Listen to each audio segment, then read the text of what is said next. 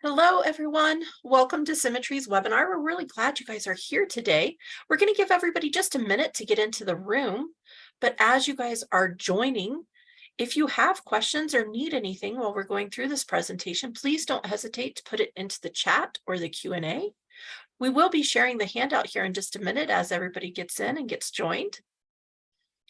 My name is Missy Gilliland. I'm the Learning and Development Director here at SimiTree. We're really glad you could join us today for our webinar on safeguarding the front lines. This is a great webinar to learn about how you can protect your teams, really share some good information from some of the experts in the field. I will be sharing the handout here in just a minute. If you have any questions, please don't hesitate to put them in the chat or the Q&A. We're really glad you could join us today. With that, I'm going to turn it over and hand it to Melissa to get us started. Great. Thank you, Missy, and welcome, everyone. Thank you for joining us. I'm Melissa Gordon, Senior Manager on the Operations Consulting team at SimiTree. I'm a registered nurse by trade, and I've been in the industry going on a couple of decades now and have experience in all areas of home health, hospice, and private duty, including field, quality, and an operator. So I'm happy to be here, and I'm joined with Kathy, and I'll turn it over to Kathy. Hello, everyone. I'm Kathy Dettling. I'm the Vice President of Clinical Strategies at AFIA, a SimiTree company, and I spent about 26 years in the behavioral health field before spending the last 10 years here at AFIA as a clinical consultant. And a lot of the work that I supervised, that I managed, were community-based workers. I'm a master's level psychologist by trade, and I'm really happy to be able to provide this information. So just an overview of the objective. Our home and community-based workforce provides such an important part of our recovery supports. And in that, we wanted to have this webinar to be able to provide some education on the risks and the strategies that ensure not only our workforce safety, but also the safety of the people that we provide services to. And what we're really looking at is a complete expansion of community-based and home-based supports and services across the entire healthcare continuum. Historically, what we saw were rehabilitation and treatment services were primarily facility-based. But over the course of the past 30, 20, 10, and even 5 years, we're starting to see really a blossoming of community and home-based services and supports that really help meet people where they're at and help bring treatment and services so much more easier to the folks that we're working with. And what we're really seeing is that home and community-based supports have really is expected to grow by at least 25% over the next 10 years, which is a much higher growth rate than any of the other occupations. The different types of supports that we're seeing is end of life supports and services through hospice and home health. We're seeing a lot of private duty and longer hours of care. We're seeing a lot of supports and services that are set up for physical health and recovery management, or if somebody has an injury or accident as part of that rehabilitation and recovery, where historically folks may have had to stay in a rehabilitation facility or a nursing home in order to move through that recovery journey. Within the mental health continuum, we've had mental health supports and services for well over 40 years, but primarily it stemmed from people stepping down from inpatient facilities or residential facilities and moving into the community. What we have now is an expansion of those supports and services at the time that people begin to be symptomatic, so they never need those higher levels of care. And we're seeing more and more community-based supports and services so that people with developmental or intellectual disabilities can move out independently and live on their own so they can live their fullest life possible. And in the last couple of years, we're seeing more and more substance use supports and services being provided within a home-based environment, including medication-assisted treatment, combined with a lot of the telehealth options. And what this expansion really does, it eliminates a lot of the barriers into recovery-based treatment. We're seeing, when people have barriers with transportation, if there's a lengthy distance for people to go to treatment, people may not engage in treatment. And we're also seeing mobility issues being assisted with having home-based supports and services, but really oftentimes quality of treatment. So you don't have to go into the office to provide some of these services that can be more easily and emulated in your home. And with the overall goal of really meeting people where they're at and really trying to make sure that the recovery journey is successful. So let's talk about some of the fears first as to what we possibly see when we go in. And in saying that, to care first doesn't mean ignoring the risk. And we do have many areas of risk as we go into an uncontrolled environment. And we're going to talk a little bit about that. But we have to really be prepared and we have to be focused. And why is this? Because we know that the best estimates are there have been about 15% of community-based providers have occurred an experience of violence. And also approximately 50% have incurred verbal abuse. And that's most likely underreported. So it's really important for us to be aware, be mindful, and put in some strategies. And I'm going to go over the risks first, and Kathy will go over the strategies, and then we'll tie it all together. But, the importance, as Kathy mentioned, the growing area of community-based care. So to care first really means, we want to be aware of where we are before we walk into the home setting.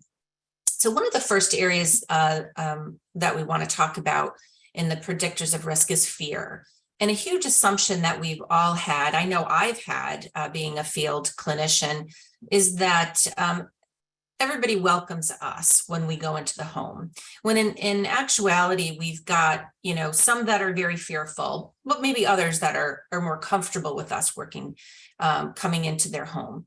And there's a fear of judgment. I've even had those experiences, my house is very dirty. You can't walk in, am I going to be able to comply with what you're telling me to do?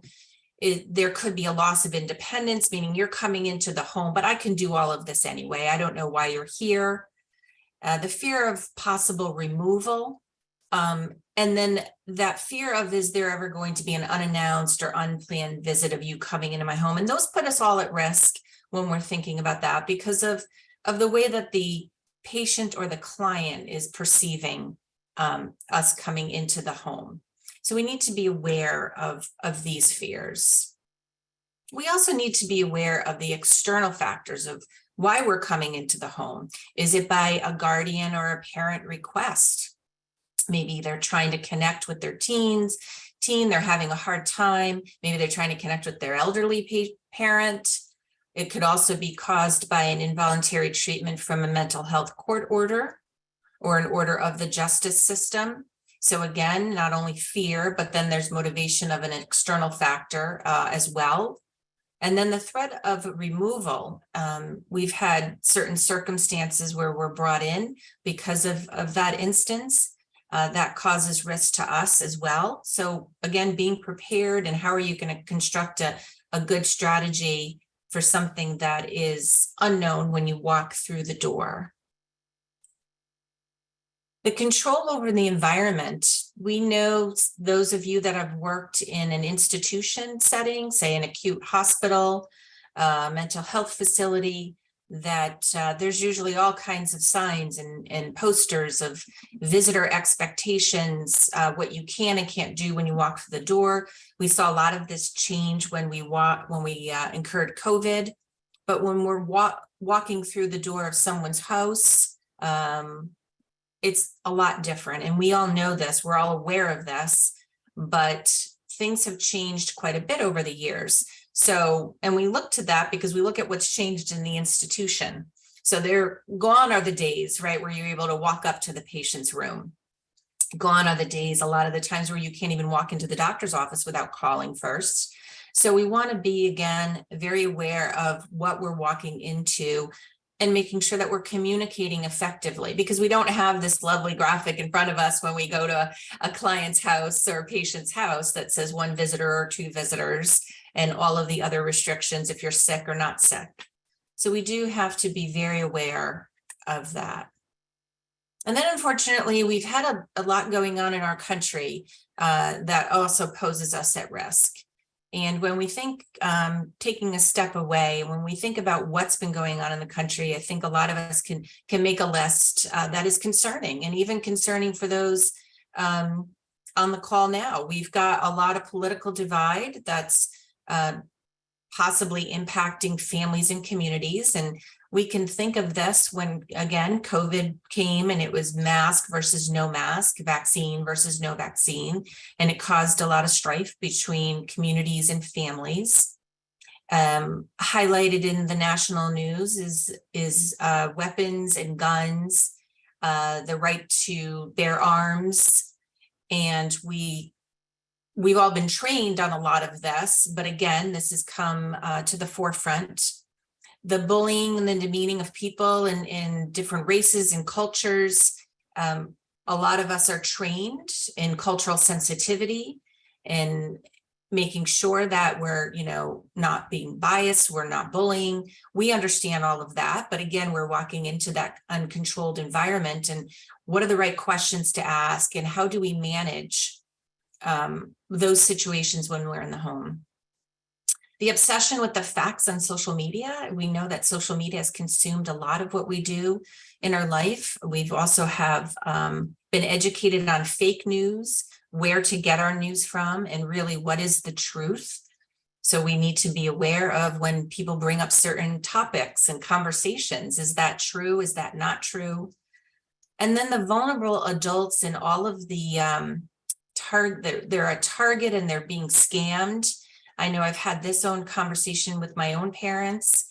They can take your voice and they could seem like they're you and you need money. And how do you manage that with adults? And this can even be drilled down to when you call to make the appointment.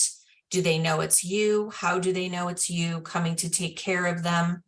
So those put us at risk because they're really unsure. The client and the patient could be unsure about who we are and what we're there to help them with. So again, to be mindful of that. So I'm going to hand it over to Kathy to go over some of the strategies to mitigate our risk. And we'll start first with some real general safety strategies. And these are things that you should do to prepare your workforce. The first thing is have a training on risk. And it's a fine line between over-responsiveness and under responsiveness. There may be this idea that when you're going into an elderly person's house, that there's very low risk versus going into a home where there may be somebody with a serious mental illness, and that may be a high risk. But that's not necessarily the case. In my experience, working in the behavioral health field for all these years, there was more riskier situations that happened within the building than what had ever happened to any of our community-based workers.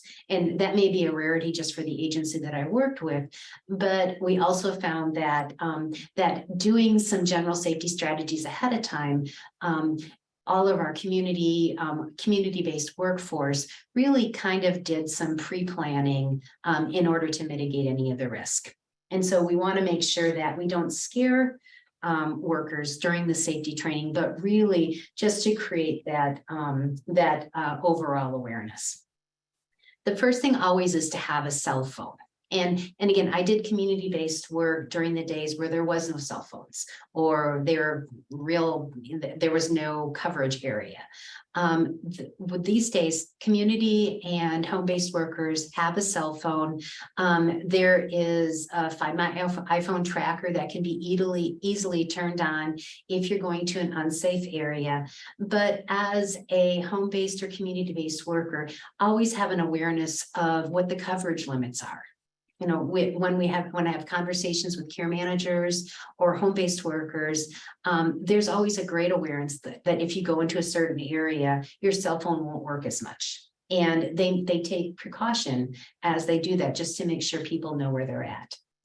Another way is to having a shared schedule. And for many agencies, home-based workers are a little bit leery about this because they think maybe somebody's checking in on them.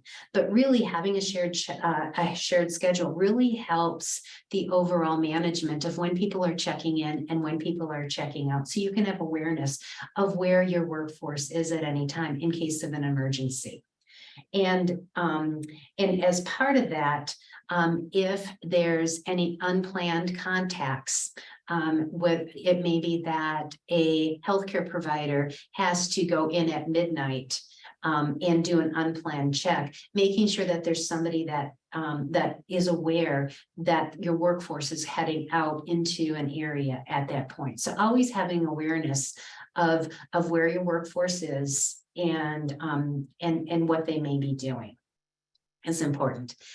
Pairing up, especially like with my history in the behavioral health world, if we were going to go to do an initial home visit where we understood that there may be some risk involved, we may send a 2-person team just for that initial contact, just to make sure that just in order to assess the risk. Or if the call is an emergency basis because somebody's symptomatic, having an additional person pair up as part of that contact may be something that as an agency should be the expectation. Sometimes it's more difficult with coverage issues, but having that backup or somebody that can do the dual person check may be helpful. And lastly, we encourage our home and community-based workforce to really come into the home or the community with minimal baggage.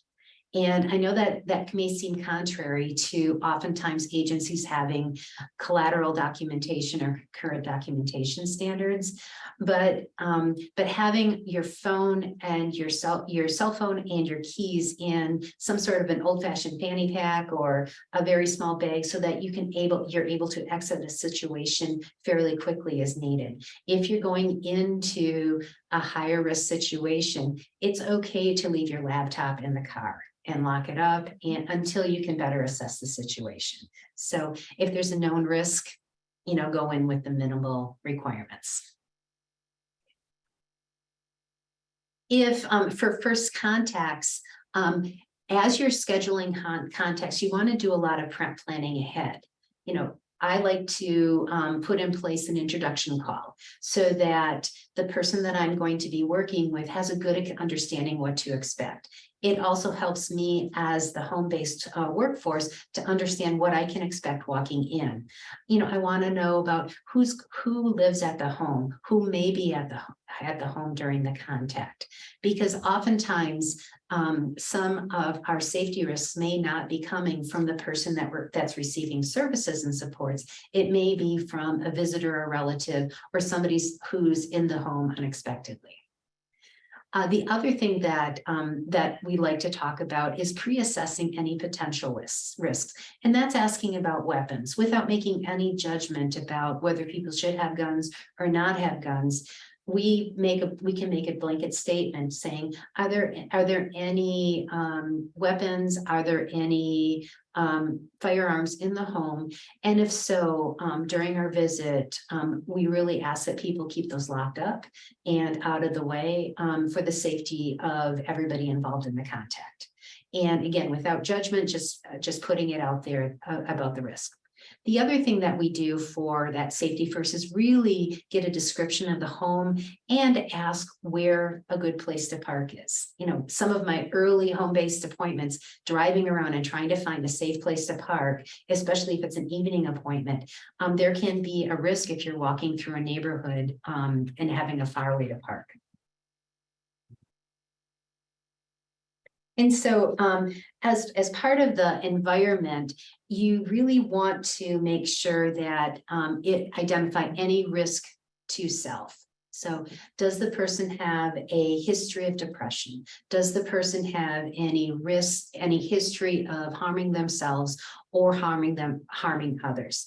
And I think that sometimes there's a little bit of a concern that asking about suicide or asking about self-harm gives people ideas to do that. And that's not the case at all. So doing that good environmental risk assessment prior to starting to services, and also identifying any possible vulnerabilities. You know, is there any risk of violence by others? Is that person, as Melissa said, is that person at risk of being taken advantage of by other people? Is that person risk of being controlled by other people? So your environment, the environment that where people live, can help us identify risk. And a good tool that seems to be systematically used across the behavioral health, home health, hospice, rehabilitation sequence is the social determinants of health. You know, the more challenges people have with social determinants of health, the more questions that we would have about environmental risk. Okay. And so when you're doing outreach contacts, so this may be a first contact with a person, you want to review that information very thoroughly. Again, historically, home-based, community-based care generally happened when somebody was in a facility environment where all the rules were in place and they were stepping down. So you had a whole lot of information about the person of what their needs are, with the focus being maybe diverting people from those higher levels of care and doing rehabilitation or symptom management in the home. The referral information may not be as complete as it was once. And so reviewing that information thoroughly and during that pre-call, asking those questions is really important. The other thing that we want to really make sure is, you know, ensure that all general safety strategies are always practiced. Just because things were safe for the past 2 months and there was no issues doesn't mean that something has changed within that person's environment. There may be a higher level of medical pain going on. There may be an exacerbation of symptoms. It may be a really, really warm day and the air conditioning is out and everybody is irritable and it may become ugly. So always ensure that your general strategies are always in place. And then again, the first thing that, you know, that we do is as we arrive, we always assess risk, and that is a priority. We look around at our environment, we look at what's happening in the home, and, you know, and if there is anything that's out of the norm, we have to take note of that and make sure that we are reacting to that. You know, a lot of that is all about trusting your instincts. You know, if the person has animals, you know, and the animals may not be friendly. We want to make sure the animals are, you know, are safely in another place. So that assessment of risk is really a priority for what we're doing. And then, you know, and again, the general safety strategies is really making sure that that a good assessment and ongoing assessment of the person's support system is in place. Again, who lives at the home, who visits the home, who may be popping in and out of care, and identifying if there's any risk involved with that. And oftentimes with community-based or home-based appointments, you know, we ask ahead of time that for privacy purposes, that minimal people are at the home during the contact, if that's at all possible. But remember, as Melissa had indicated, when we go into somebody's home, the rules are their rules, they're not our rules. And we as the provider can't restrict who comes in and out of that person's home. Another thing to look at is home safety and structural safety. You know, some of my most scariest moments as a home-based worker is when I was doing contacts in a home where there was holes in the floor or appliances weren't working. And when I would be aware that was happening, that was happening, part of my role as a case manager was to help address those needs. But I also may pull the contact out into a porch or the front lawn or some other area where I can be assured that the contact can happen safely. And also being aware when you're going into the home of what are some of the exit routes instead of in case something happens within the contact that puts you at risk. You know, knowing what the exit routes are. If treatment or supports or services are being provided, having it as close to an open exit area as possible, if at all possible. You know, but if treatment is being provided at a back room in the corner, just be aware of your exit strategies in case risk happens. The other thing is making sure of your neighborhood safety. You know, understanding your routes going in and out of the neighborhood. Again, making sure that you have the parking downtown. And if at all possible, keeping your visits to daytime visits in areas where there may be a little bit more risk.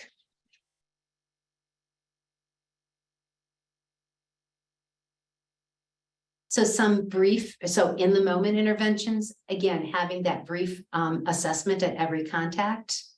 Again, providing those supports and services in an area of less risk. And if there is some elevation going on during the contact, you want to make sure you give the individual or family space. And of all things, use your de-escalation skills. If you are walking into a situation where something feels really uncomfortable, I think the big thing that we want to do is make sure that you trust your gut. You know, walk out, say that you've forgotten something, leave the area. So to make sure that you don't continue in the moment under the guise of care first and worry about the risk later. Because again, the most important is to trust your gut.